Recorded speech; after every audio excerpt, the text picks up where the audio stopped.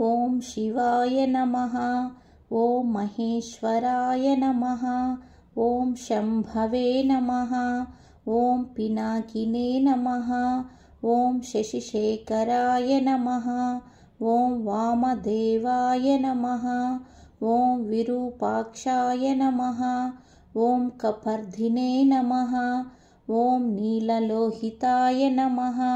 ॐ शङ्कराय नमः। ॐ शूलपाणिने नमः। ॐ खट्वाङ्गिने नमः। ॐ विष्णुवल्लभाय नमः। ॐ सिपिविष्टाय नमः। ॐ अम्बिकानाथाय नमः। ॐ श्रीकण्ठाय नमः। ॐ भक्तवत्सलाय नमः। ॐ भवाय नमः। ॐ सर्वाय नमः। ॐ त्रिलोकेशाय नमः। ॐ सितिकण्ठाय नमः। ॐ शिवाप्रियाय नमः। ॐ उग्राय नमः। ॐ कपालिने नमः। ॐ कामारये नमः। ॐ अन्धकासुरसूदनाय नमः। ॐ गङ्गाधराय नमः। ॐ ललाटाक्षाय नमः। ॐ कालकालाय नमः। ॐ कृपानिधये नमः।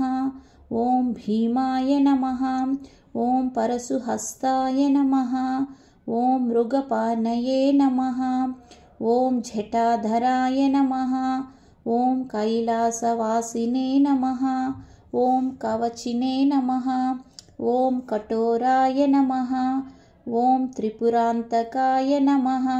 ॐ वृषाङ्काय नमः। ॐ वृषभारूढाय नमः।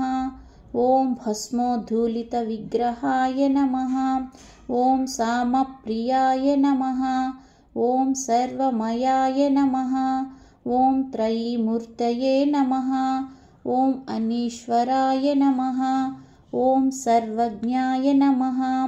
ॐ परमात्मने नमः। ॐ सोमसूर्याग्निलोचनाय नमः। ॐ हविषे नमः। ॐ यज्ञमयाय नमः। ॐ सोमाय नमः। ॐ पञ्चवक्त्राय नमः। ॐ सदाशिवाय नमः। ॐ विश्वेश्वराय नमः। ॐ वीरभद्राय नमः। ॐ गणनाथाय नमः। ॐ प्रजापतये नमः। ॐ हिरण्यरेतसे नमः। ॐ दुर्दुर्षाय नमः। ॐ गिरीशाय नमः। ॐ गिरिशाय नमः। ॐ अनघाय नमः। ॐ भुजङ्गभूषणाय नमः। ॐ भर्गाय नमः। ॐ गिरिधन्विने नमः। ॐ गिरिप्रियाय नमः। ॐ कृत्तिवाससे नमः। ॐ पुरारातये नमः। ॐ भगवते नमः। ॐ प्रमदाधिपाय नमः। ॐ मृत्युञ्जयाय नमः। ॐ सूक्ष्मतनवे नमः। ॐ जगद्व्यापिने नमः। ॐ जगद्गुरवे नमः। ॐ होमकेशाय नमः। ॐ महासेनजनकाय नमः। ॐ चारुविक्रमाय नमः। ॐ रुद्राय नमः। ॐ भूतपतये नमः। ॐ स्थानवे नमः। ॐ अहिर्बध्नाय नमः। ॐ दिगम्बराय नमः। ॐ अष्टमूर्तये नमः। ॐ अनेकात्मने नमः। ॐ सात्विकाय नमः। ॐ शुद्धविग्रहाय नमः। ॐ शाश्वताय नमः। ॐ खण्डपरशवे नमः। ॐ अजाय नमः। ॐ पाशविमोचकाय नमः। ॐ मृडाय नमः। ॐ पशुपतये नमः। ॐ देवाय नमः। ॐ महादेवाय नमः। ॐ अव्याय नमः। ॐ हरये नमः। ॐ पूषदन्तभिदे नमः। ॐ अव्यग्राय नमः। ॐ दक्षाध्वरहराय नमः।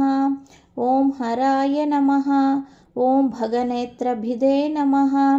ॐ अव्यक्ताय नमः। ॐ सहस्राक्षाय नमः।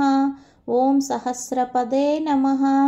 ఓం అపవర్గప్రదాయ నమః ఓం అనంతాయ నమః ఓం తారకాయ నమః ఓం పరమేశ్వరాయ నమః इति शिव अष्टोत्तरशतनामावली समाप्तः।